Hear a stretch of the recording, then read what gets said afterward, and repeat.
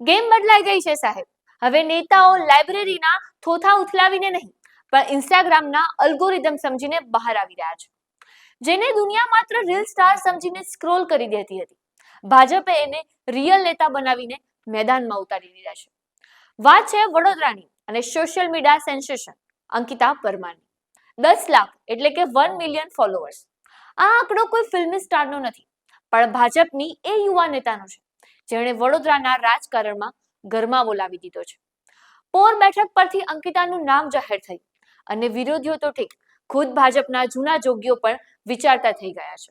મારે ભાજપમાંથી લડવું હતું અને મને પાર્ટી પ્રત્યે પહેલેથી આમ વિશ્વાસ હતો કે મને છેલ્લે સુધી મેં આશા રાખી હતી, કારણ કે વિશ્વકર્માજીએ કહ્યું હતું કે પાથરણાની અને પાયાના કાર્યકરોને આગળ લાવવાના છે, અને જે નો રિપીટની થિયરી એ લોકોએ કહ્યું હતું. એટલે આપણે ન્યૂઝમાં જોયું કે નો રિપીટ છે, એટલે આપણું નામ, આપણે કામ કર્યું છે, પ્રજામાં આપણે આગળ આવ્યા છે, તો આપણું નામ આવશે. અને છેલ્લે સુધી અમારું નામ હતું, પહેલા નંબર પર મારું જ નામ હતું.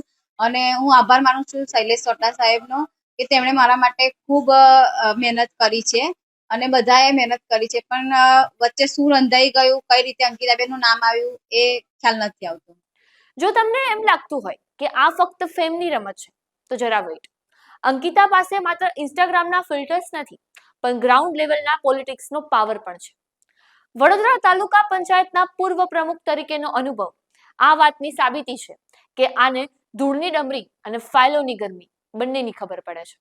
એટલે કે ગ્લેમર અને ગવર્નન્સનું આ એક અનોખું કોમ્બિનેશન છે. પણ સવાલ એ થાય છે કે શું ઇન્સ્ટાગ્રામના મિલિયન ફોલોઅર્સ મિલિયન વોટ્સમાં કન્વર્ટ થશે? શું ડિજિટલ દુનિયાનો આ ક્રેઝ મતદાન મથકની લાંબી લાઈનો સુધી પહોંચશે?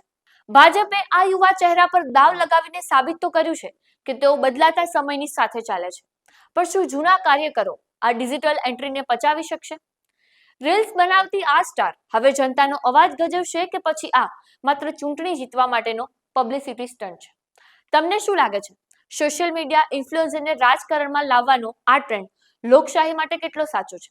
કોમેન્ટ બોક્સમાં જરૂરથી જણાવજો અને આવી જ અવનવી અપડેટ માટે લલકાર ન્યૂઝને લાઇક, શેર અને ફોલો જરૂરથી કરજો. આપના પોતાના પ્લેટફોર્મ લલકારને લાઇક કરો, ફોલો કરો, સબસ્ક્રાઇબ કરો અને શેર કરો.